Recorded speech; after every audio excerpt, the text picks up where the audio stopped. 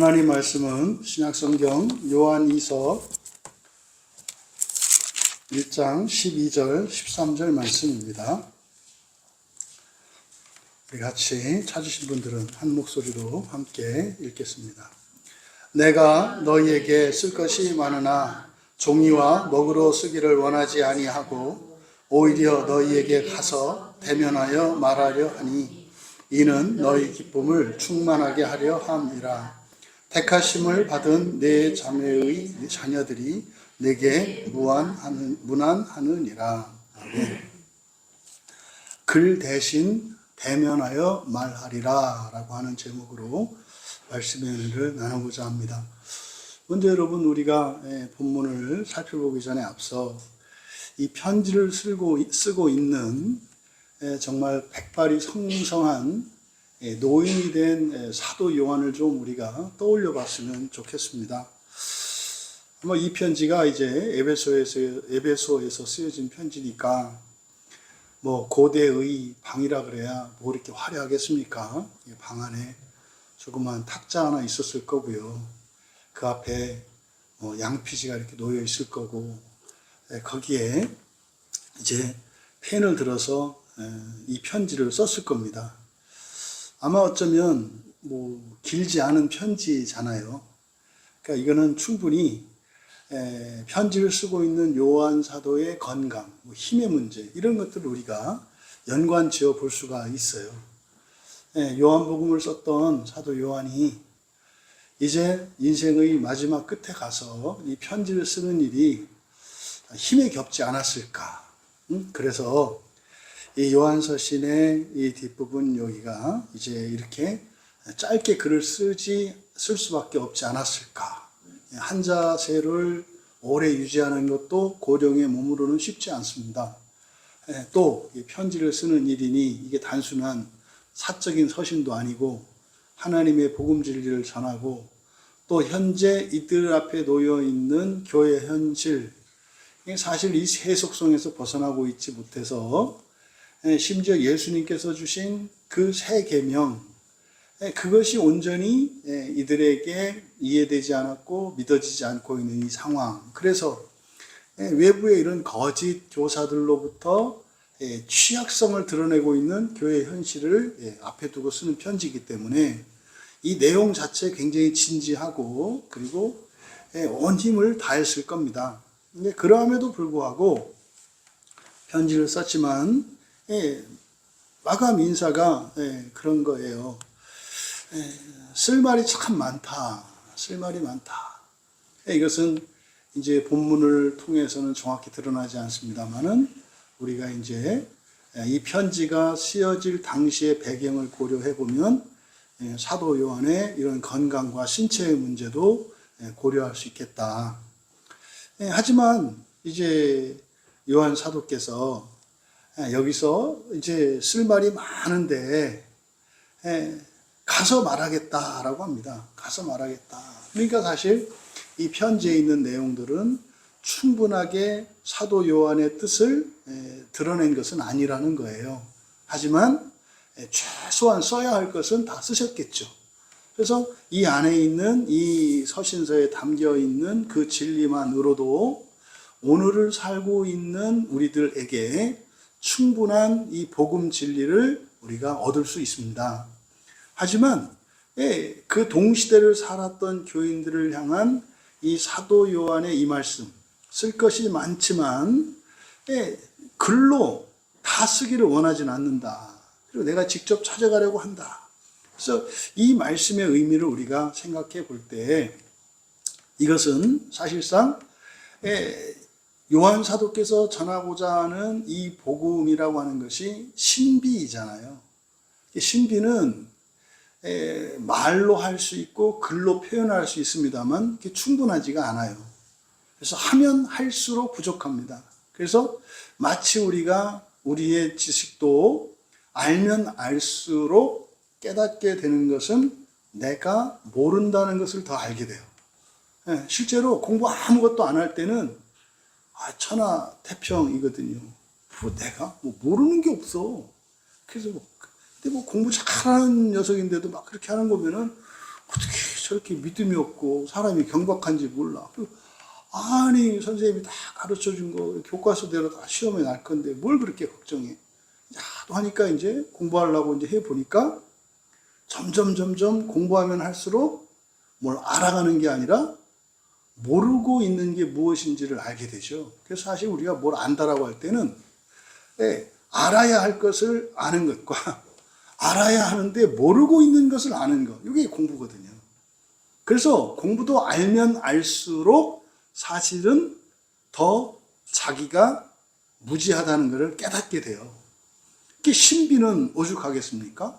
그러니까 신비의 지식이야말로 알면 알수록 더 몰라지는 거예요. 그래서 쉽사리 이렇게 단정해서 말할 수 없게 되는 것이 신비죠. 이게 복음의 신비입니다.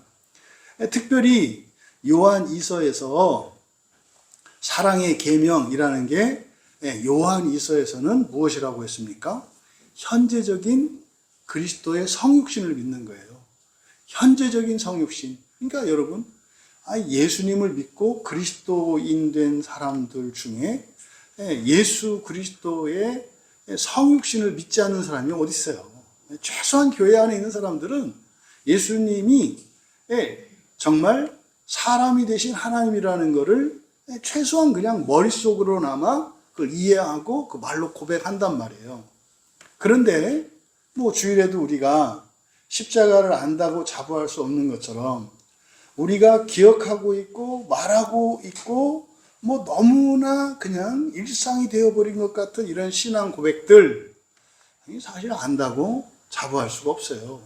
왜냐하면 알면 알수록 거기에 더 깊은 의미가 있고 놀라운 신비가 그 안에 있기 때문이거든요. 그래서 현재적인 성육신, 오늘날 살아가는 그리스도인에게 있어서 성육신을 믿는다라고 할 때는 역사적 사건으로 말씀이 육신이 되신 예수 그리스도의 성육신을 믿는 것은 과거적 초보적인 성육신에 대한 진리이고, 오늘을 살고 있는 우리에게 성육신의 의미는 무엇이에요? 여러분이, 나 자신이 그 말씀에 의해서 내가 점점점 하나님의 자녀가 되어가는 것을 믿는 것이 성육신 교리를 믿는 거예요. 그러니까 나뿐만 아니라 뭐예요? 모든 사람이 그렇게 되어야 하는 것을 믿는 거예요. 그래서 요한 2서에서 세 계명, 예수님이 주신 그 세 계명, 새 언약의 핵심이 되는 새 계명은 요한 2서에서는 뭐다? 모든 사람이 말씀으로 성육신 되어가는 것임을 믿는 것이에요. 이게 우리가 사랑하는 이유이고 사랑할 수 있게 하는 힘이 된다는 거예요. 이게 이제 핵심이거든요. 그러니까 이게 말은 우리가 이렇게 현재적인 성육신이다. 아마 이 얘기는 제가 처음 하는 걸 거예요.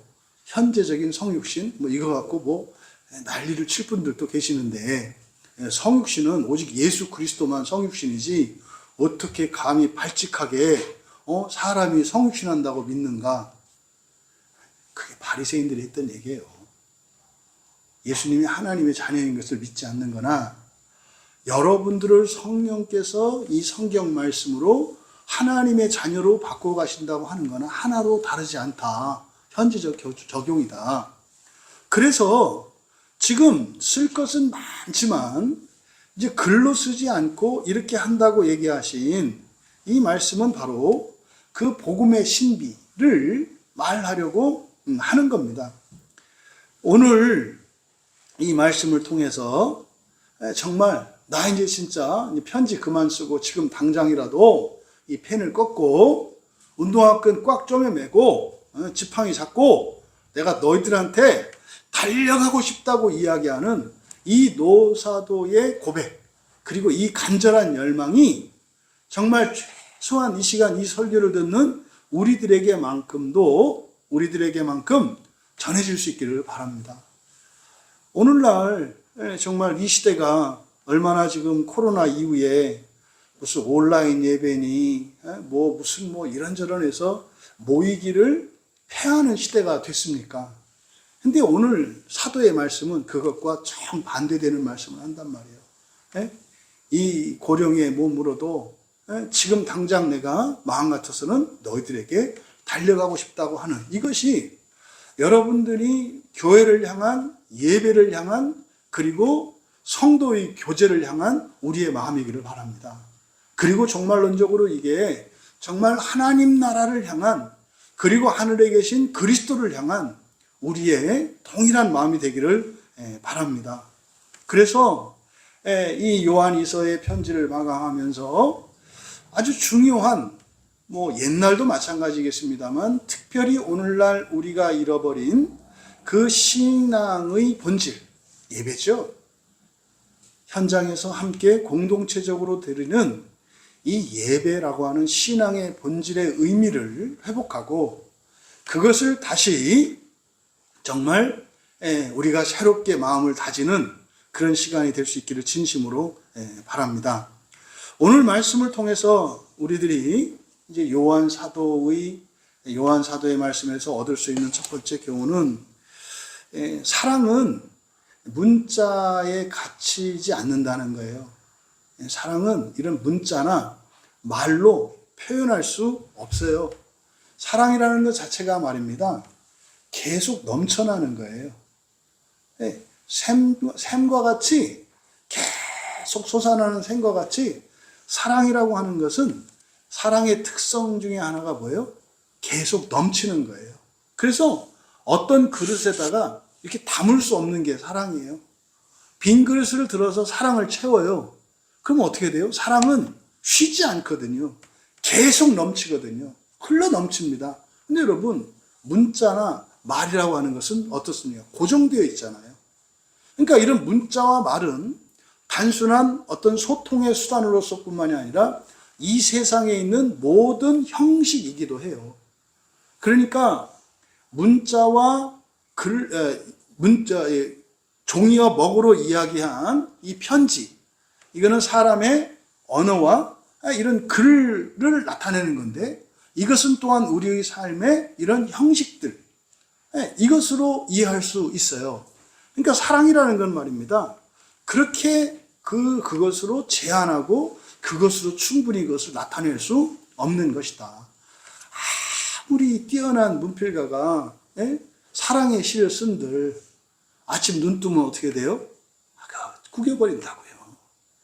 마음에 안 차요. 어젯밤에는 그냥 정말 완전히 그냥 내 사랑이 꽉 배어 있어가지고 충분히 그래서 자신있게 이제 편지 봉투에다 넣고 침 발라가지고 봉투를 딱 붙였는데 아침에 혹시나 해서 다시 뜯어서 봤더니 이건 아닌 거죠.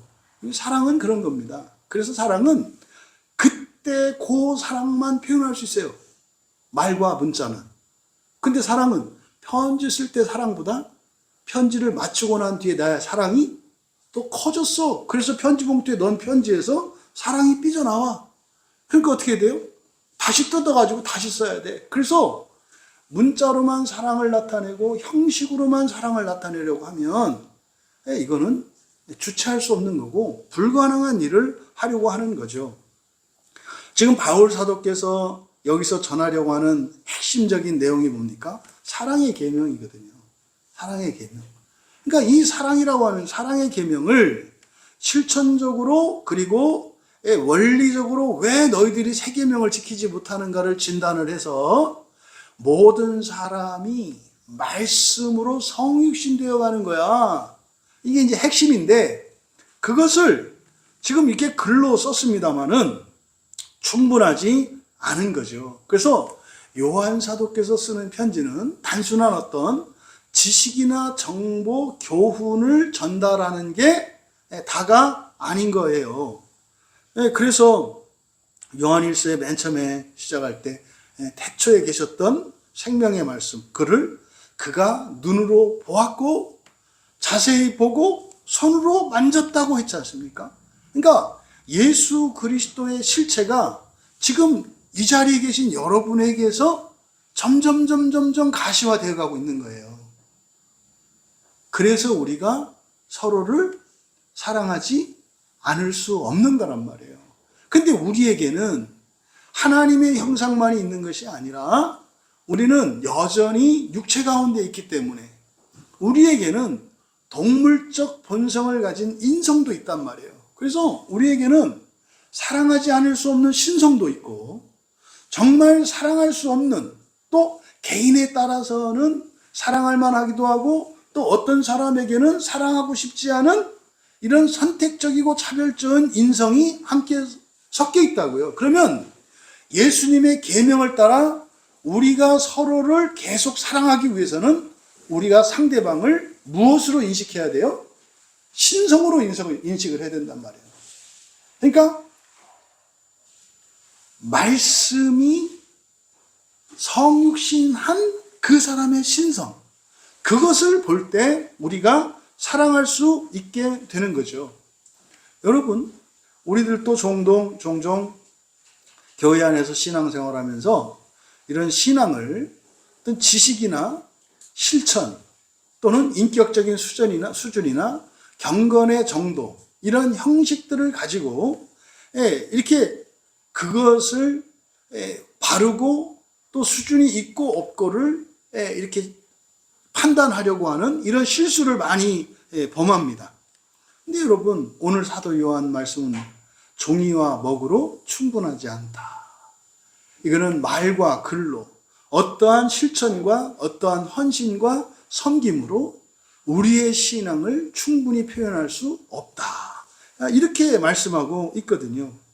그래서 여러분, 실제로 이런 글이나 말로 우리의 의사를 전달하고 심지어는 우리의 감정을 표현할 수는 있어요. 하지만 그거는 사실 어른거리는 그림자에 불과하죠. 우리의 친신과 그 사랑을 어떻게 다른 사람에게 보여줄 수가 있겠습니까? 말로 할 수 있겠습니까? 글로 할 수 있겠습니까? 섬김으로 할 수 있겠습니까? 무엇로 할 수 있겠어요? 없어요. 그런데 우리들은 마치 그렇게 할 수 있는 것처럼 착각을 한다 이 말이죠. 사랑이 크면 클수록, 또 이 복음의 감격이 크면 클수록 우리는 문자와 그 언어 그리고 형식 너머에 있는 어떤 그 실체를 갈망하게 돼요. 그래서요, 여러분, 사실 사랑하면 사랑할수록 어떻게 해요? 사랑으로 만족하는 게 아니라 사랑 때문에 목말라지죠. 사랑이 크면 클수록 더 그리워져요. 많이 사랑하면 사랑할수록. 그래서요, 현실적으로 편한 건 뭐예요? 사랑하지 않는 거예요. 속 편하게. 이게 보고 싶고, 얼마나 힘들어요. 보고 싶은데 볼 수 없어. 만나고 싶은데 못 만나. 얼마나 힘들어요. 그럴 바엔 차라리 사랑하지 않고 살아가는 게 현실적으로는 굉장히 편하죠. 그러니까 그 말초신경의 육체적인 감각을 따라서 그냥 육체적인 즐거움과 기쁨만 추구하면서 살아가면 좋죠. 이제 그런 게 뭡니까? 이런 약물이나 이런 마약이나 이런 중독 현상들이 그거잖아요.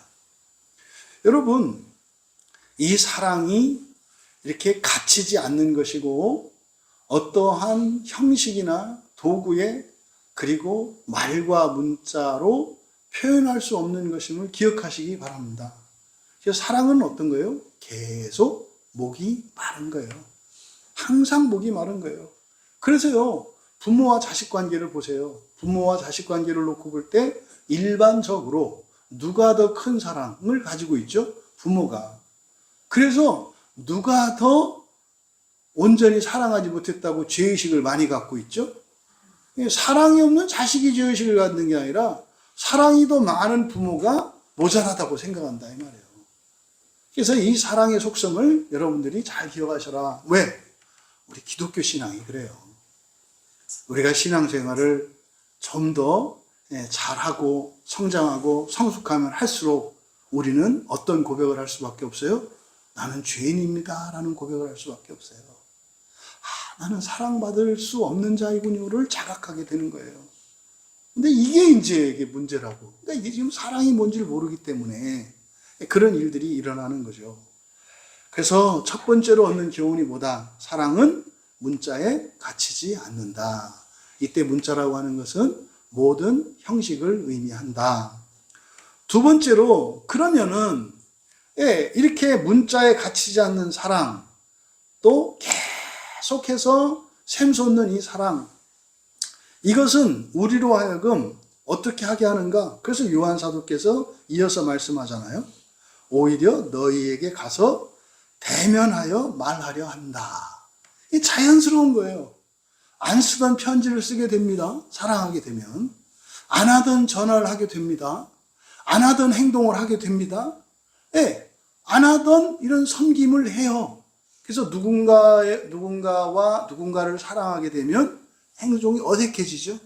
안 하던 짓을 한다 말이에요. 뭐 괜히 승질을 내든다든지 트집을 잡는다든지 뭐 이제 이상한 행동을 해요.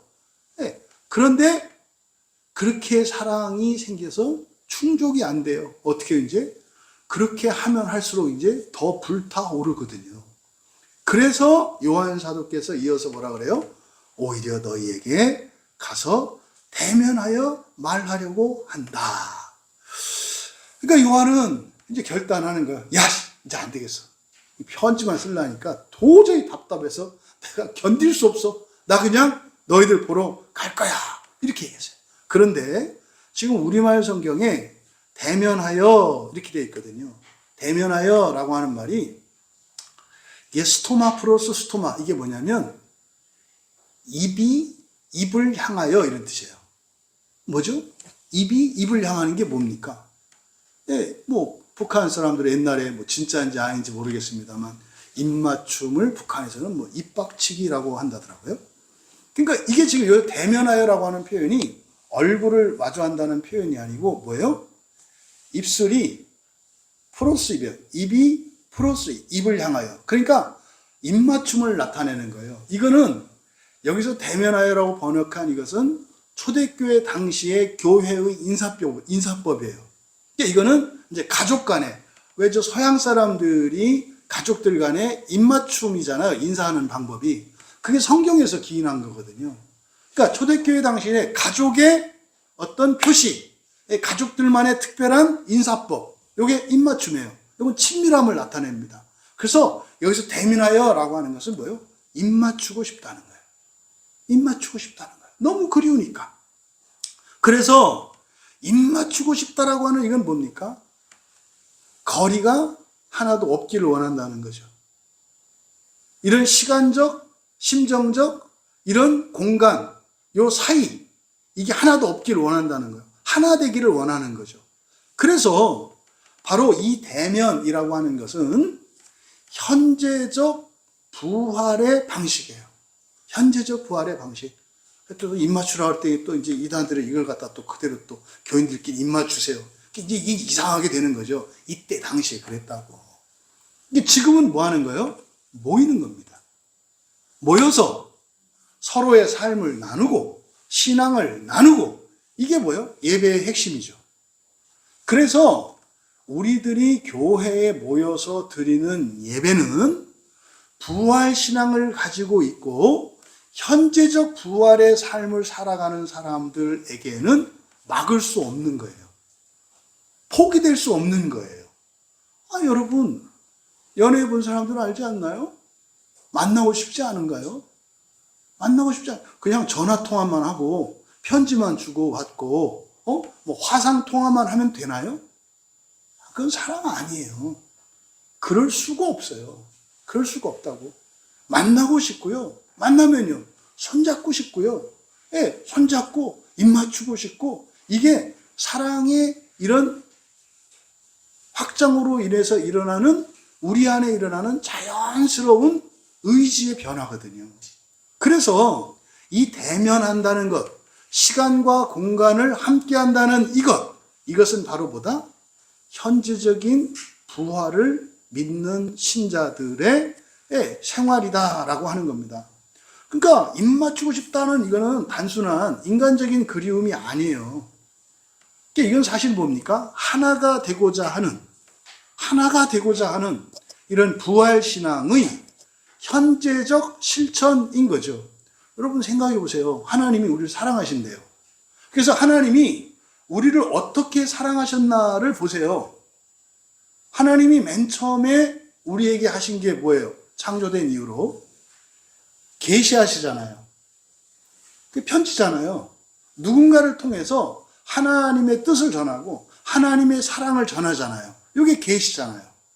그러니까 자연을 통해서도 계시하시고 또 특별한 사람들, 선택받은 자들을 통해서 하나님의 메시지를 그대로 선지자들을 통하여 또 계시하시고 또 꿈과 또 환상과 현실의 사건들과 여러 가지 일들을 통해서 하나님의 뜻을 우리에게 전하시잖아요. 거기서 우리가 느낀단 말이에요. 네, 새벽에 우리가 이사야서를 통해서 보았던 것처럼 하나님은 어떻게 하고 계신다? 계속해서 말씀하고 계시고 보여주고 계신다. 뭐를? 까보이시는 거예요. 이렇게. 내가 너희를 사랑한다고 하는 그것을 까보이시는 거예요. 때로는 소리로 들리기도 하고 말로 들리기도 하고 또 우리의 눈으로 보이기도 하고 또 우리의 감각으로 느껴지기도 하는 일들이 일어난다 이 말이에요. 그러니까 하나님이 창조하셨고 그리고 계시하셔요. 그것으로 끝낸 게 아니라 그래서 모세에게 그냥 율법책 딱 줘가지고 딱 던져주시고 끝난 게 아니라 어떻게 하세요? 직접 우리와 똑같은 모습으로 오시잖아요. 그러니까 여러분이 누군가를 사랑하면 어떻게 돼야 돼요? 그 사랑과 맞춰지거든요.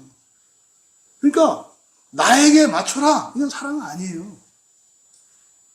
사랑은 맞추는 겁니다. 맞추는 거예요. 그러니까요. 그 사람의 됨됨이, 신분 이런 거 상관이 없어요. 그래서 사랑이 굉장히 위험할 수도 있다고요. 살인 강도의 사기꾼을 만났는데 사랑에 빠졌어. 그럼 어떻게 돼요? 그 사랑 때문에 그 사람도 아주 인정받는 사기꾼과 살인 강도가 된다 이 말이에요. 사랑. 그렇게 무서운 거예요. 근데 사실상 성경에서 말하는 사랑이라고 하는 거 이거는 전제되어 있죠. 아름다움과 선과 의와 진리가 전제되어 있는 사랑이에요. 그러니까 오히려 내가 악해지고 더러워지고 추해질 때 끌리는 것은 사랑이 아니라 그건 뭐라 그래요? 정욕이라고 한다고요. 그건 사랑 아니에요.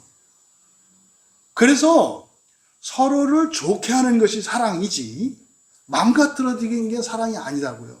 근데 우리는 잘못된 사랑에 빠지면 그 사랑이 사실은 하나님을 향하여 가게 하는 힘이잖아요. 원래 사랑은. 그런데 이게 마귀를 닮아가고 심지어는 짐승을 닮아가는 일들이 일어나요. 여러분 조심하셔야 돼요. 조심하셔야 돼요. 식물이 있고 하나님의 창조 질서를 보면 식물이 있고 무생물이 있고 생물이 있는데 생물 중에는 식물이 있고 그리고 동물이 있어요. 그리고 동물 중에 가장 뛰어난 사람이 있어요. 그러니까 사람도 어떤 점에서는 가장 고등한 동물에 속해요. 근데 예수 그리스도를 믿고 부활의 진리를 믿게 되면 그때는 영적인 존재가 됩니다. 그러면요. 무생물, 생물 전부 이 땅에 속한 피조물이거든요. 근데 거듭나는 순간 우리는 어떻게 돼요? 이제는 천상을 향하여 살아가는 이런 신성을 가지게 된단 말이에요. 그러면 그런 우리들은 이제는 정말 그 사랑으로 하나님을 향하여 나아가게 된단 말이에요. 근데 우리는 여전히 육체성을 가지고 있기 때문에 이 사랑이 마귀의 꾀임에 넘어가면 미워해야 할 것을 사랑함으로써 선을 추구해야 하는 사랑임에도 불구하고 악을 향하여 간다 이 말이에요. 그래서 첫째 부활과 하나님 나라로 나아갈 수 있게 우리에게 주신 것이 사랑인데 그 사랑으로 열렬히 지옥을 향해서 달려가게 만드는 일이 일어난단 말이에요. 그래서 여러분 잘 분별해야 됩니다. 그런데 말입니다. 어떻게 우리가 그런 진리를 얻고 잘 분별할 수 있습니까? 네, 바른 공동체 안에 있을 때라야 그게 가능해요. 바른 공동. 그래서 교회의 교회다움의 회복은 구원과 이 세계 인류의 삶의 회복의 시작입니다. 그러니까 이 시대는 특별히 교회의 회복이 시대적으로 요청받고 있어요. 이 세상이 지금 구원을 교회에게 요구하거든요. 그래서 하나님도 우리를 사랑하시기 때문에 계시하여 주셨고 사람의 몸으로 오신 것처럼 우리도 누구를 사랑할 때 1차적으로 어떻게 해요? 자기의 사랑의 의사를 표해야 돼요. 어떤 형식이나 도구를 이용해서. 그래서 편지도 쓰고 말도 하고 선물도 하고 해야 돼요. 하지만 조심할 것은 뭐라고요? 그냥 무조건 하는 게 그의 사랑은 아니다 이 말이에요. 분별을 해야 된다 말이에요. 그래서 앞에서 인사도 하지 마라. 이건 말도 안 되는 얘기라 그랬잖아요. 관계를 끊으라는 얘기가 아니라 뭐예요? 멈추라는 거죠. 올 때까지 기다리라는 거죠. 왜? 방향을 틀어야죠. 우리 지옥을 같이 가자? 그건 사랑 아니란 말이에요. 우리 같이 망하자? 이건 사랑 아니에요. 그때는 어떻게 해야 돼요? 혼자 가도 안 돼요. 그때는 어떻게 해요? 기다려야 돼요. 뭐 할 때까지? 올 때까지. 기다려줘야 된다고요. 기다려줘야 된다고. 그래서 하나님이 이 땅에 오셨지만 하나님이 우리처럼 멸망하는 게 아니라 사실은 우리를 하나님 나라로 이끌기 위해 오신 거잖아요. 그 원리가 우리도 똑같이 적용되어야 한다고요. 그래서 우리는 어떻게 해야 된다? 누군가를 사랑할 때 상대방, 내가 사랑하는 그 사람의 죄와 허물을 대신 감당해야 한다는 사실을 기억해야 돼요. 그래서 될 수 있으면 좋은 사람을 사랑하는 게 상당히 유리해요. 좋은 사람이. 이런저런 것들을 갖추어진 사람을 사랑하면 그래도 사랑을 시작을 하면 어려움이 있습니다만 이도 저도 안 갖춰진 사람을 아무나 막 사랑하게 되면 생각보다 어렵다. 그래서 사랑을 포기하게 될 수도 있다. 그래서 쉽사리 아무에게나 마음을 주거나 그렇게 사랑하려고 하지 마라. 그래서 이 사랑의 열매가 뭐예요? 부활이잖아요. 그래서 예수님이 우리를 대신해서 십자가에 죽으시고 그리고 지옥에까지 내려가셨습니다만 그게 사실은 누구의 자리입니까? 우리의 자리잖아요. 우리의 자리를 대신 가신 거잖아요. 이게 선한 고난의 핵심이라고요. 그 선한 고난을 그 짐을 대신 지시고 가셔요. 근데 그건 뭡니까? 의리를 지키려고 같이 가는 게 아니에요. 내가 지옥까지 갈 터이니 너는 나를 발판 잡고 올라서라는 거죠. 왜? 하나님이니까. 그리고 예수님이 내려가셨다가 살아나시는 거 아닙니까? 그래서 우리가 인간관계 속에서도 사랑을 할 때 바로 그 사랑의 시작은 말로, 글로, 형식으로 표현하는 겁니다만 거기서 한 걸음 더 나가는 것이 뭐다? 대면이다. 대면이다. 그게 교회에서 예배다. 그리고 공동체적으로 모임에 참여하고 자신의 삶의 나름을 나누는 이것이다. 그래서 성도가 서로를 마주하고 한 공간에 같은 시간을 함께 있는 것은 이거는 단순한 친목 도모를 위한 게 아니에요. 그건 뭡니까? 부활하신 예수 그리스도의 그 하나님의 생명이 우리 사이에서 공명하는 거룩한 예식이에요. 그러니까 우리가 함께 예배드리고 찬양하고 설교를 듣잖아요. 그때 이 안에 어떤 영적인 공명이 막 일어나요. 그래서 우리가 이게 맞춰져가 오 하면서 우리의 몸이, 우리의 전 인격이, 우리의 인생이 공명이 일어나면서 만들어져 간다고요. 그게 이제 교회 안에서 일어나는 치유의 역사나 심령의 변화나 이런 인격의 변화나 이런 것들이 일어나잖아요. 또 한 사람에게 그 은혜가 일어나면 공동체적인 게 된다고 그랬잖아요. 네? 여러분 한 분에게서 경험되어진 어떤 인격의 변화, 그 순간 그거는 모든 교인의 것이 된다니까요. 그러니까 이 예배라고 하는 이것이 우주를 계속 운행하고 있는 많은 별과 은하 선단들이 있잖아요. 거기가 우리가 듣지 않아서 그렇지 거기다가 공기만 딱 채워놓으면 소리가 나잖아요. 그죠? 근데 그게요, 완벽한 하모니를 이루는 정말 아름다운 음악이 될 거라고요. 그러니까 우리가 함께 모여서 예배를 드리는 이 순간에 여기서 일어나는 영적인 공명이 우리를 예수 그리스도 닮게 해요. 성육신의 일이 현재적으로 일어나게 한단 말이에요.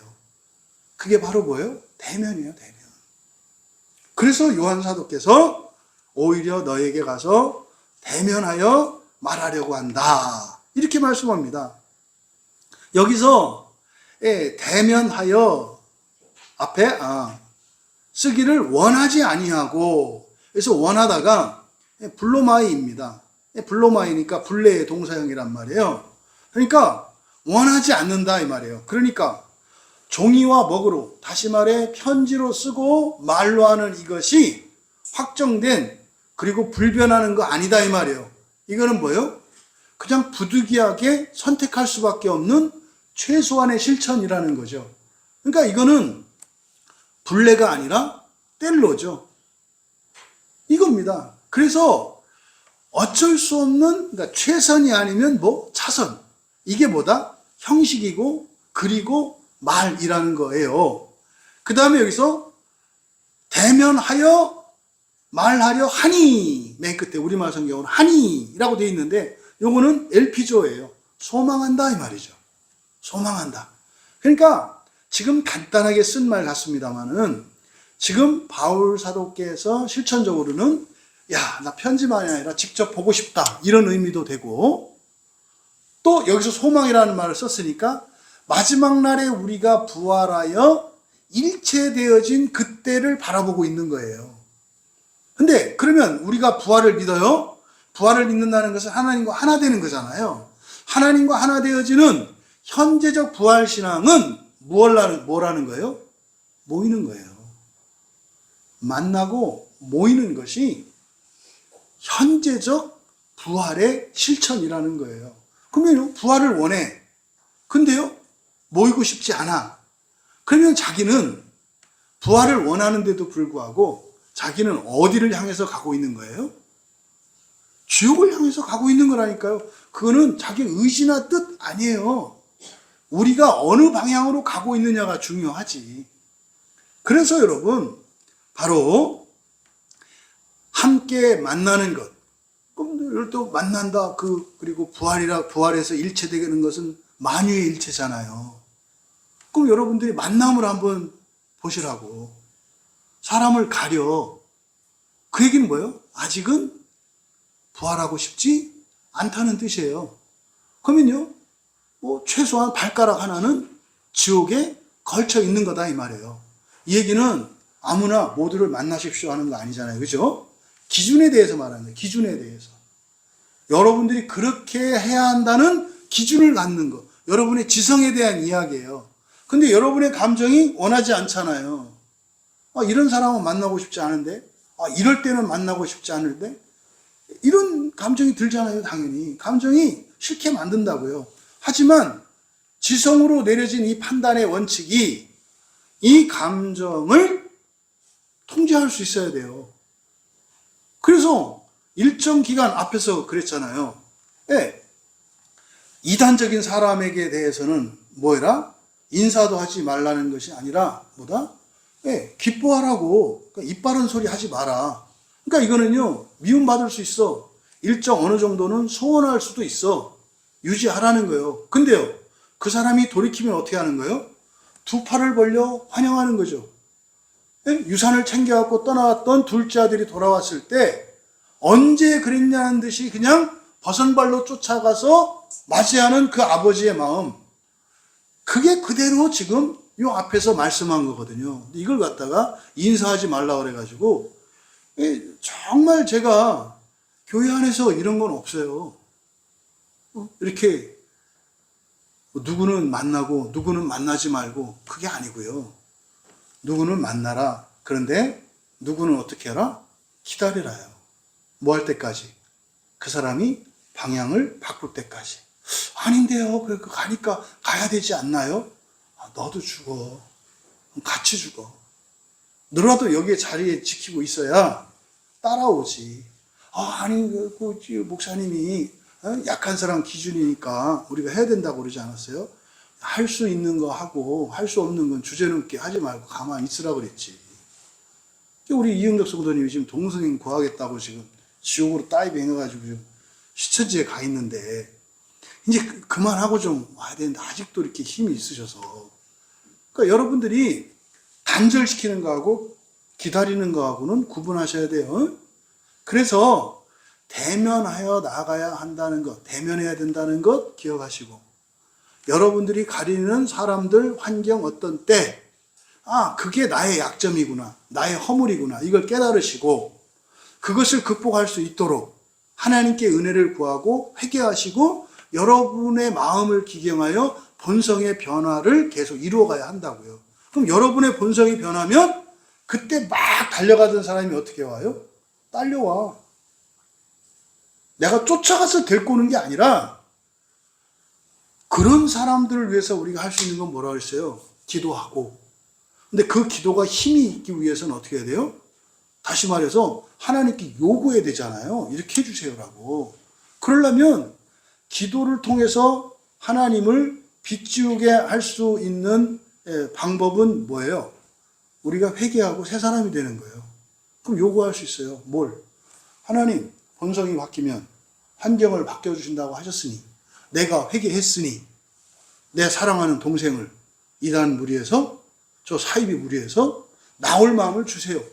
그래서 한번 그냥 언니 광야교회 나도 한번 가보자, 이런 마음을 주세요. 이렇게 대처해야 된다 이 말이에요. 근데요, 차라리 내가 지옥에 뛰어드는 일은 할 수 있어. 그런데 내가 사랑하는 누구 때문에 내가 회개하고 본성을 바꾸는 일은 싫어. 너를 위해서 내가 죽을 수는 있어. 나보고 이래라 저래라 하지 마. 여러분, 회개하는 게 쉬울까요? 에? 다른 사람을 위해서 생고생하는 게 쉬울까요? 회개하는 게 훨씬 쉬워요. 그런데요, 훨씬 어려운 그 일은 할 용의가 있어. 그런데 그건 아무런 도움도 안 돼. 그리고 훨씬 쉽고 자기에도 도움이 되고 자기가 사랑하는 사람에게도 도움이 되고 그뿐만 아니라 그냥 옆에 있는 사람까지도 도움이 되는 게 있어. 그건 안 해. 왜? 그냥 싫지. 그게 뭐 한 거예요? 귀신 들린 거지. 더 좋고 더 효과적이고 더 쉬운데 그걸 해야지. 훨씬 더 어렵고 훨씬 더 해를 많이 입고 그리고 효과도 없어. 근데 그 일에 열심을 낸다 이 말이에요. 여러분들이 대면하여 나아간다라고 하는 이 말 속에 담겨 있는 우리의 한계가 있어요. 여러분이 누군가에게 다가가려고 할 때 그 사람이 안 만날 수도 있잖아요. 그럴 때 어떻게 해야 되냐 이 말이에요. 그럴 때는 어떻게 해라? 기도해라. 그리고 그 기도가 유효하게 되기 위해서는 은혜를 더 받고 설교 한 번 더 듣고 성경 한 번 더 읽고 그리고 찬양 한 번 더 하고 그리고 회개해라. 그러면 그 기도는 하나님을 수동태로 만들어요. 그럼 그 사람이 변화되는 일이 일어난다니까요. 실천적으로. 세 번째로 이제 바울 사도께서 그렇게 하려고 하는 이유를 밝혀요. 이는 너희 기쁨을, 말도 안 돼요. 여기서 너희라고 이렇게 돼 있는데 물론 이제 어떤 사본에는 이렇게 돼 있습니다만 대부분의 사본과 표준 본문에는 해몬, 그래서 우리예요, 우리. 그래서 너희 기쁨을 충만하게 하려는 게 아니라 우리예요, 우리. 그러니까 말은 되는 것 같잖아요. 사도니까 가는데 누구를 위해서가? 너희들 좋게 이런 거 없어요. 기독교에서는 나는 희생하고 당신을 이런 거 없다니까요. 아예 없어요. 그런 거는 생각을 하들들 마세요. 내가 희생하고 그런 거 없어요. 목사님, 예수님은 그러셨잖아요. 예수님도 남는 장사였다니까. 예수님의 사랑이 커요? 우리 사랑이 커요? 예수님은 크잖아요. 그럼 예수님이 더 목말라요? 우리가 더 목말라요? 예수님이 더 목말라요. 그래서 하는 거예요. 그래서. 그러니까 또 이제 반대로 예수님도 예수님 좋다고 하셨다대 뭘 이렇게 할 건 아니지. 네, 그렇게 할 건 아니지. 여기서 말하려고 하는 취지는 뭐예요? 누구 좋게 하기 위해서 누가 희생당하는 거 없다고. 이게 사람들이 선한 고난을 얘기하면 오해하는 거예요. 내가 왜 다른 사람 때문에 선한 고난을 드려? 그동안은 나 잘 되려고 예배 왔는데 이거 나 잘 되려고 예배 오는 게 아니라 무슨 뭐 우리 조상을 위하고 후손을 위하고 뭐 우리나라를 위한다네. 그러니까 예배 나올 마음이 싹 사라지네. 그런 줄 알았으면 내가 이렇게 나올 필요가 없지. 이게 지금 뭐 때문에 오해하는 거죠. 남을 위한다는 건 사실은 자기에게 어떤 의미예요? 나를 더 위하는 거예요. 나를 더 위하기 위해서는 남을 위해서 해야 돼요. 나는 나를 더 위할 수 없어요. 왜냐하면 내 기준이 있거든요. 거기가 채워지면요. 더 이상 필요 없어요. 서 있다가 앉았고요. 등에 기댔고요. 밥 먹었어요. 예? 그 보일러 탁 틀어가지고요. 따뜻해요. 더 원하지 않아요. 그런데요. 아직 퇴근하지 않은 남편을 위해서 일어나서 소매 걷어붙이고 청소하고 찌개를 다시 끓인다고요. 이게 뭐예요? 누구를 위한 거예요? 남편을 위한 거잖아요. 근데 남편을 위한 건데 결과적으로는 그게 누구를 더 위해요? 그냥 쓰러져서 잔 것보다 일어나서 그냥 너무 힘들었지만 그렇게 하고 났을 때 기쁨이 확 오거든요. 확 찍어 먹으면서 나는 엄마 생각해도 장가를 잘 들었나 봐. 그때 인간이 뭐 철이 들었네. 이렇게 하면서 이 더한 기쁨을 누린다 이 말이에요. 그래서 남을 위하는 것은 사실 뭐다? 나를 더 위하는 거다. 나를 더 위하는 것은 남을 위하는 방식으로 많이 할 수 있다. 이걸 기억하셔야 돼요. 그래서 남을 위한다라고 할 때 그것은 희생하라는 게 아니라 뭐 해라? 더 위하라는 거예요. 더 위하라는 거. 언제까지? 부활할 때까지. 부활할 때까지 더 위할 수 있는 여러분 되기 바랍니다. 그래서요, 사랑하는 사람이 있지 않고서는 첫째 부활을 향해서 절대로 안 가요. 절대로 안 가요. 사랑이 없으면 첫째 부활 향해서 가다가 멈추게 되어 있어요. 그런데 지금 세 번째로 뭐라 했어요? 그래서 우리 안에서 그 기쁨이라고 하는 것이 우리 안에서 누려진다는 거예요. 근데 여기서 기쁨을 충만하게 이 플레오, 충만하다라고 하는 플레오가 쓰였는데요. 이게 이상한 게 뭐냐면 지금 우리말 성경으로 보면 이는 우리의 기쁨을 충만하게 하려 함이라. 그럼 우리의 기쁨이 충만해요, 안 해요? 안 하잖아요. 그러니까 이렇게 해야 충만해지는 거잖아요. 근데 성경은 그렇게 쓰여 있지 않고요. 이미 충만하게 된 기쁨이에요. 이미 충만하게 된 기쁨. 뭔 얘기야? 그러니까요, 이렇게 함으로써 기쁨이 더 많아지거나 채워지는 게 아니다 이 말이에요. 그러니까 그 기쁨은 이미 차고 넘쳐 흘러. 그런데 그것을 내가 아니고 너가도 아니고 우리가요.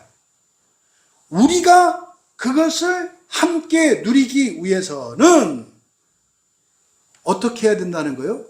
나의 기쁨도 아니고 너의 기쁨도 아니고 우리의 기쁨을 생각을 해야 된다 이 말이에요. 우리의 기쁨을. 그래서 우리의 기쁨을 충만하게 하려는 것이다 라고 할 때 이거는 우리가 기쁨을 만들어내는 게 아니라 이미 우리에게 주어진 기쁨, 그 기쁨을 누리는 걸 말해요. 그러니까 이 넘치는 기쁨은 혼자서 누릴 수가 없어요. 여러분들이 뭐 기도할 때 골방에서 하라 그러잖아요. 아무도 몰래. 그럴 때도 여러분들이 홀로 골방에서 성경 읽고 설교 듣고 또 여러분들이 기도하면서 어떤 영적인 그리고 신비한 그런 기쁨을 누릴 때도 있어요. 그럴 때도 있다고요. 또 얼마든지 여러분들이 개인적으로도 하나님과 교제하면서 누리는 그런 기쁨이 있거든요. 그런데요, 충만한 기쁨이라고 하는 것은 차고 넘쳐 흘러서 나의 기쁨으로 말미암아 다른 사람도 기쁘게 하는 기쁨, 이게 넘치는 기쁨이에요. 내가 꽉 찬 기쁨을 말하는 게 아니라 내가 기쁜데 옆집에서 전화가 와. 이거 피자 한쪽 드실래요? 그러는 거예요. 왜요? 그랬더니 모르겠어요. 제가 막 기뻐서 좀 전에 내가 막 기도했거든. 이게 넘치는 기쁨이에요. 나에게 꽉 찬 기쁨이 넘치는 기쁨이 아니라 여러분들의 기쁨이 복제되는 기쁨. 근데 이거는 그러니까 복제되는 기쁨이니까 빈 그릇이 하나 더 있어야 되잖아요. 빈 그릇이 누구예요? 우리라고, 우리. 그래서 우리 안에서만 누려지는 이 기쁨이 바로 충만한 기쁨이다. 이걸 이제 우리가 뭐라고 합니까? 시너지라고 하잖아요. 시너지. 그죠? 예. 장작개비 하나로 불 붙여서 그 하나를 불 붙였을 때와 두 개를 붙였을 때 불꽃의 세기가 2배가 되는 게 아니라 3배가 되거든요. 또 이게 검사하지 마세요. 불꽃 2개, 장작 2개라면 딱 2배가. 목사님 아닌데요. 1.7825배라는 이렇게 하지. 그 얘기가 아니라 넘치는 기쁨을 좀 설명하려고 하는 거니까. 한 사람이 일하는 것과 두 사람이 일을 했을 때 따로따로 한 사람이 각자 일했을 때 얻는 결과보다 둘이 함께 했을 때 더 큰 걸 말한다고요. 이게 바로 충만한 기쁨이에요. 그러니까 여러분, 세상 사람들이 말하는 효율성이나 이익, 이런 계산법에 매몰되지 마세요. 오늘날 화면 예배가 어떠니, 또 심지어는 대면 예배를 그렇게 교회 가서 모일 필요도 없고 각자 그냥 335 모여서 하면 되고 개인적으로 성경 보고 하면 된다느니 이런저런 얘기를 이제 합니다만, 그거는 충만한 기쁨의 의미를 모르는 거예요. 그는 개인적인 구원관과 개인적인 은혜관을 가지고 있고, 그는 세속적인 그런 은혜관을 가지고 있기 때문에 그런 생각을 하는 거예요. 우리가 모임으로써 여기에 부어지는 은혜의 시너지는 오늘 이 자리에 있지 않은 우리 교인들은 물론이고 그 가족들에게까지 흘러가요. 모였기 때문에. 이게 우리로서 누리는 이런 기쁨과 은혜가 있다라는 거예요. 그래서 우리가 대면하여서 볼 때 우리로서 그 충만한 기쁨을 누리게 되는데, 이게 바로 서로 얼굴을 볼 때, 우리가 우리로서 시간과 공간을 함께 할 때 누려지는 것임을 기억하셔야 합니다. 우리의 기쁨이 중요하다고. 나의 기쁨이 아니라 우리의 기쁨. 그러니까 예수님이 왜 십자가에서 기뻐하셨는지 아시겠죠? 나의 기쁨으로만 보면 하나도 없잖아요. 근데 십자가에서도 그렇게 기뻐할 수 있었던 것은 뭐 때문에 그래요? 우리의 기쁨 때문에 그래요. 여러분의 인생 가운데에서도 여러분은 우리의 기쁨을 누릴 수 있기를 바라요. 우리의 기쁨을. 여러분이 회사에서 일을 하시고 가정에서 일을 하실 때 그 개인적인 개인의 나의 기쁨, 세상은 나의 기쁨을 위해서 살아가라고 한단 말이에요. 지금 이 시대는 심지어 기본적으로 우리의 기쁨을 누릴 수 있는 가장 그 시작이 어머니, 부모와 자녀였어요. 부모와 자녀는 나의 기쁨이 아니라 우리의 기쁨으로 살아가는 최초의 우리거든요. 교회의 시작이. 그러니까 가족의 거룩함과 위대함과 그 놀라운 가치는 어디에 있어요? 우리로 살아가는 거예요. 우리로. 그래서 혼자 살아갈 때보다, 결혼하기 전보다 결혼하고 나서 훨씬 더 훌륭해지잖아요. 결혼하기 전에 각자 100만 원씩 가지고 벌어서 둘이 데이트하고 생활하기 바빴는데, 같이 만나서 하나는 관두고 소득이 반으로 줄었는데 훨씬 더 기쁘고 그 적금도 든다는 거 아니에요. 이게 우리라고 하는 공동체 안에서 누리는 그 기쁨의 신비죠. 그런데 앞서 말씀드린 것처럼 이 기쁨은 만들어내야 되는 기쁨 아니다. 결핍이어서 애쓰고 노력해서 해야 되는 거 아니다. 이건 뭐다? 이미 이루어진 기쁨이다.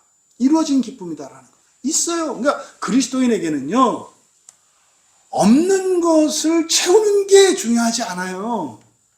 그리스도인은 삶의 방식이 먼저 하나님이 주셔요.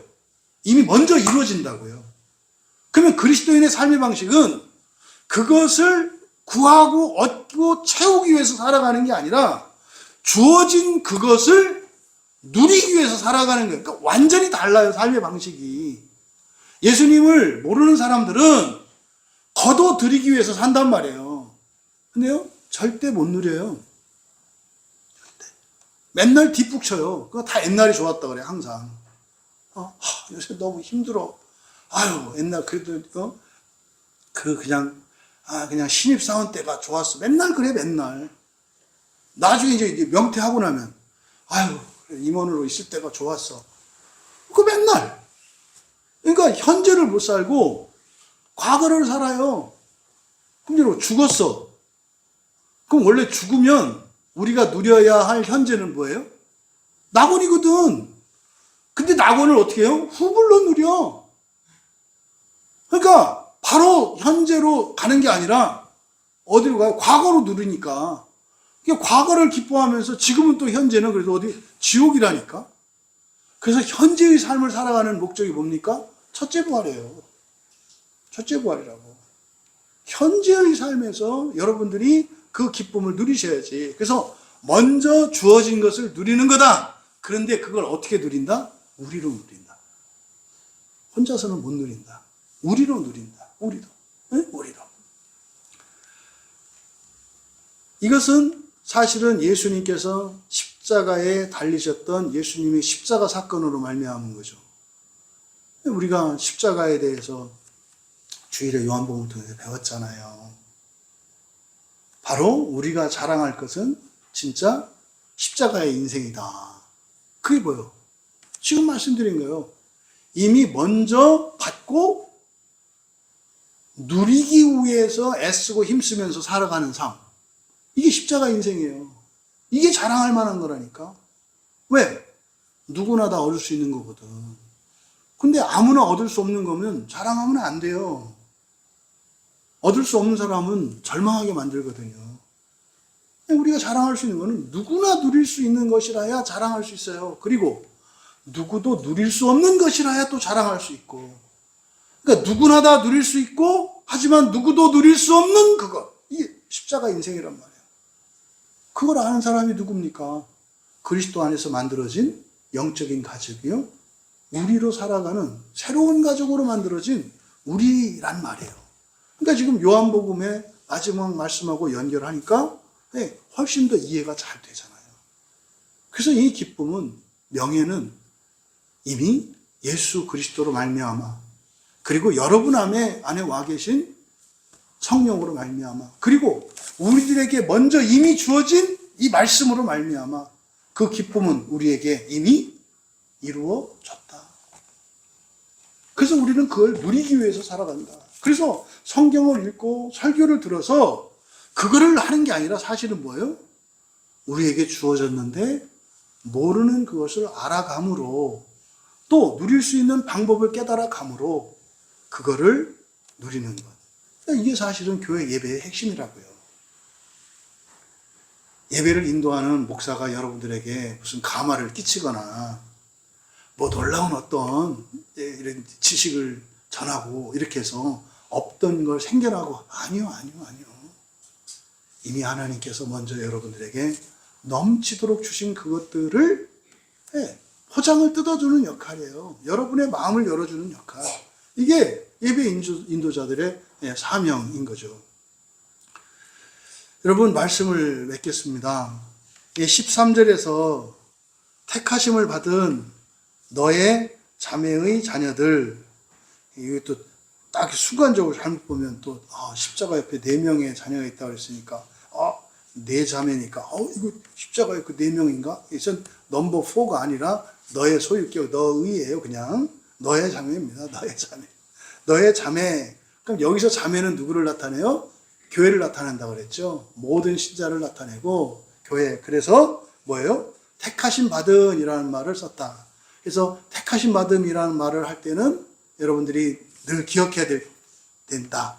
성경에 택하다라고 번역된 단어가 뭐뭐로부터라고 하는 에크와 말하다라고 하는 레고에서 만들어진 거다. 그래서 택했다라고 하는 것은 뭐예요? 성부, 성자, 성령, 삼위일체 하나님의 토론 끝에 결정한 걸 선택이라고 한다고요. 그래서 이 택하심은 삼위 하나님의 선택을 말해요. 우리의 만남은 우연이 아니야. 우리의 만남은 성부 하나님과 성자 하나님과 성령 하나님의 합의 하에 광야교회로 모이게 하신 거예요. 요한 사도가 지금 교회를 그렇게 말씀하고 있어요. 엄청난 사건이죠. 그래서 여러분, 택하심을 받은 너의 자매의 자녀들, 교인들이잖아요. 근데 지금 왜 이렇게 복잡하게 이렇게 멋있게 하려고 그러나? 그게 아니지. 그게 아니지. 뭘 설명하려고 하는 거예요? 우리는 한 가족이다. 한 몸이다. 한 교회의 지체다. 라고 하는 것을 함축적으로 나타내고자 하는 거죠. 아무리 멀리 떨어져 있어도 성도 다르고 나이도 다르고 고향도 다르고 살아온 환경도 다르고 직업도 다르고 생각도 다르고 다 다를지라도 우리는 한 몸이라는 것을 지금 요한 사도는 밝히고 있어요. 이게 넘치는 기쁨을 누릴 수 있는 조건이 되기도 하고 이것이 첫째 부활을 향해서 가는 우리의 신앙의 본질이다라고 하는 것을 가르쳐 줍니다.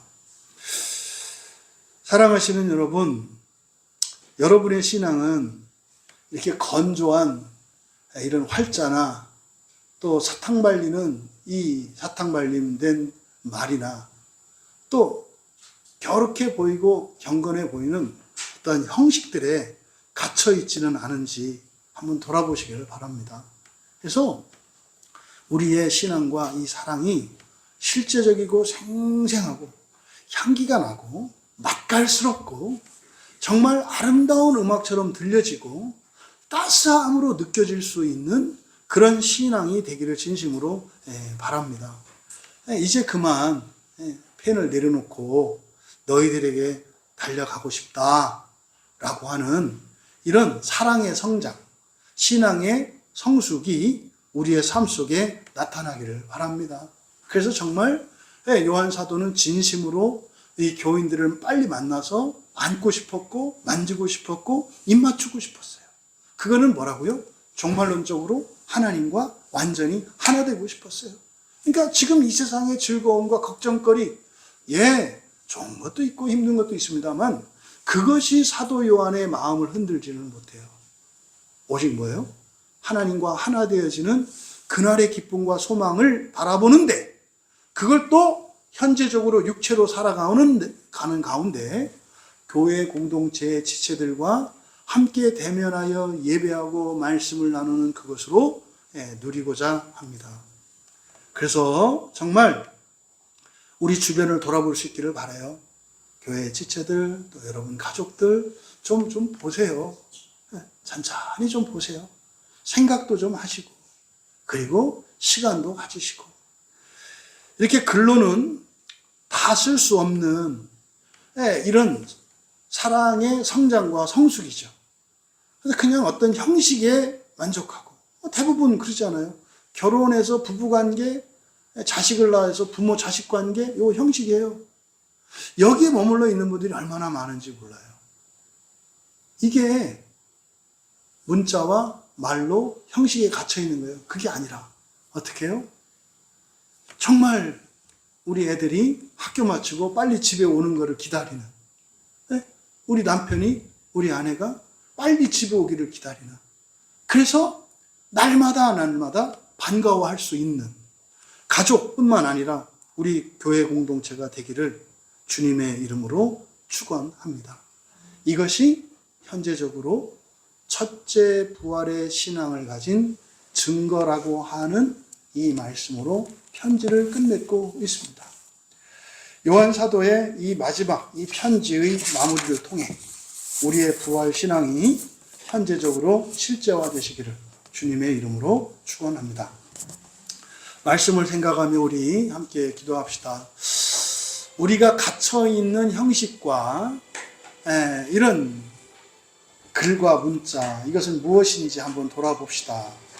그냥 현상 유지만 이만하면 됐지, 이게 나의 최선이다, 이렇게 머물러 있는 것은 없는지, 정말 입맞춤으로 나아가고자 하는 신앙과 사랑의 성장과 성숙을 추구할 수 있는 우리가 되도록, 근데 그것이 지상적인 것이 아니라 천상적으로 그 완전한 삼위일체 하나님과의 연합을 향한 그 소망이 현재적으로, 또 현재적인 그런 넘치는 기쁨이 오히려 그날의 완전한 연합을 향한 소망의 시너지를 일으키는 신앙이 될 수 있도록 여러분들의 인생과 신앙을 돌아보시고 은혜를 구하며 기도하시고, 우리나라를 위해서 기도하실 때 전쟁이 일어나지 않도록 기도하셔야 돼요. 전쟁이 일어나지 않도록.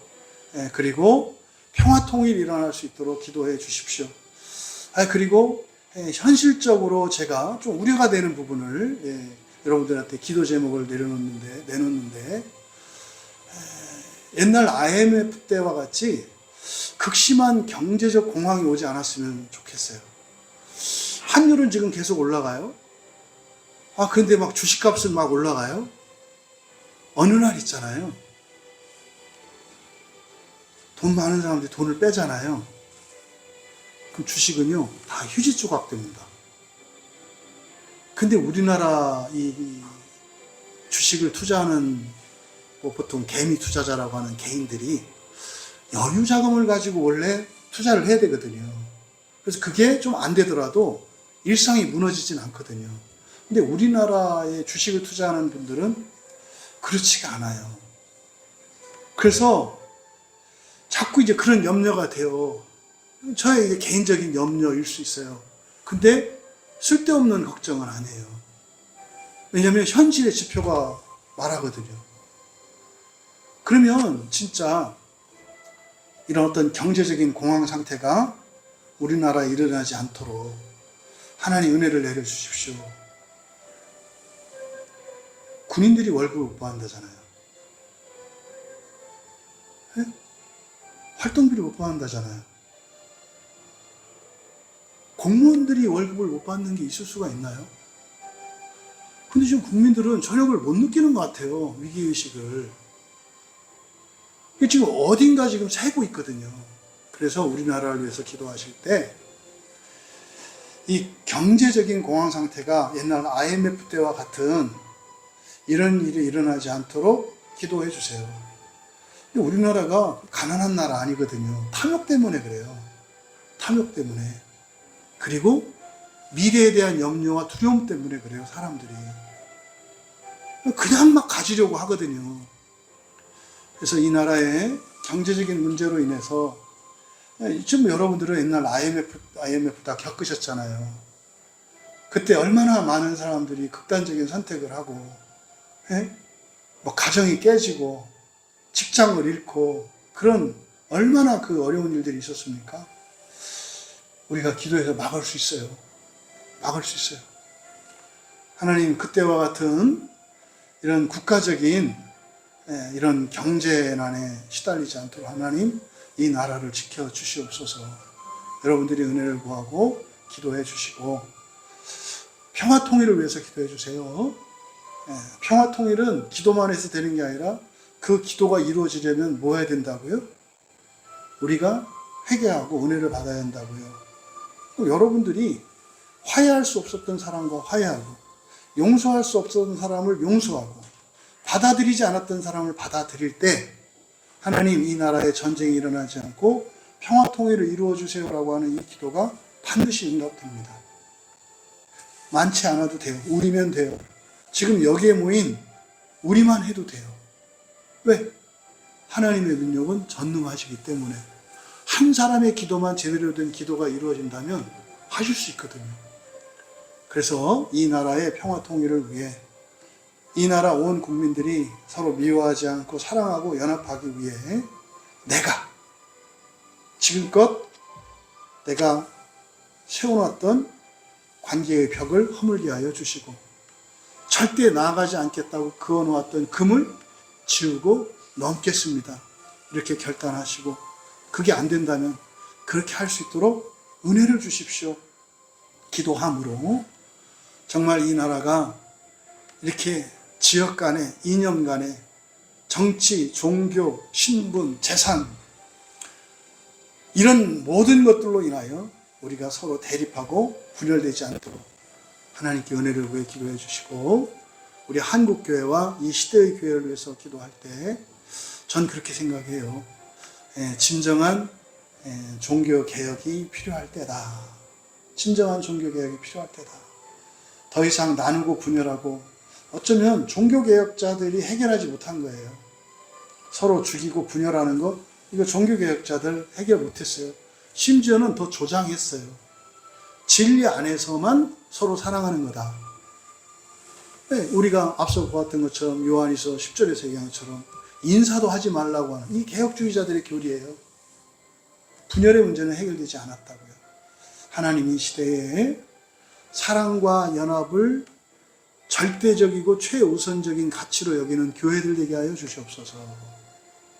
그거를 위한 뒷받침이 성경이 바르게 설교되고 가르쳐져야 합니다. 그래서 성경 말씀을 위해 목회자들이 전심할 수 있는 이런 목회 환경을 위해서 기도하시고 또 선교적 사명, 전 세계와 인류 사회를 구원하는 그 사명을 감당하는 우리 한국교회 또 우리 대한민국이 될 수 있도록 기도해 주시고 우리 광야교회를 위해 기도하실 때 한몸 되게 하여 주시옵소서. 앞선 자, 뒤처진 자를 기다릴 수 있게 해주시고 뒤처진 자, 앞선 자들을 위하여 조금 더 힘을 내게 하옵소서. 그래서 어느 누구도 정체되지 않게 하시고 벗어나지 않게 하시고 우리가 정말 이 교회 공동체적인 첫째 부활의 소망 안에서 그리고 더 큰 은혜를 넘치는 은혜로 주변에 있는 가족들과 친지들과 가문까지 첫째 부활로 구원할 수 있는 우리 광야교회 지체들 되게 하여 주시옵소서. 한 소망 안에 있게 하옵소서. 한 믿음 안에 있게 하옵소서. 한 사랑 안에 있게 하옵소서. 기도해 주시고 또 우리가 모이는 모든 예배와 기도회 또 이런 모임 가운데 넘치는 기쁨과 넘치는 사랑으로 모이는 그 사람들을 통해서 모이지 않은 모든 이들에게까지도 그 은혜가 공급되어지는 그래서 시험 중에 있는 이들조차도 은혜를 받아서 힘내서 새 출발할 수 있는 또 그를 모든 교인들이 서로 교대로 번갈아가며 그 일을 감당하는 교회 되도록 기도해 주시고 또 이제 2월 마지막 주 중에 계획된 스리랑카 목회자 마음기경 세미나를 위해서 기도해 주시기 바랍니다. 그래서 정말 스리랑카의 말씀의 능력, 성령의 역사, 정말 첫째 부활의 그 신앙의 현재적인 성육신의 그런 가르침들이 가르쳐 줄 수 있도록 은혜를 구하시고 개인적으로 편히 돌아가면 되겠습니다.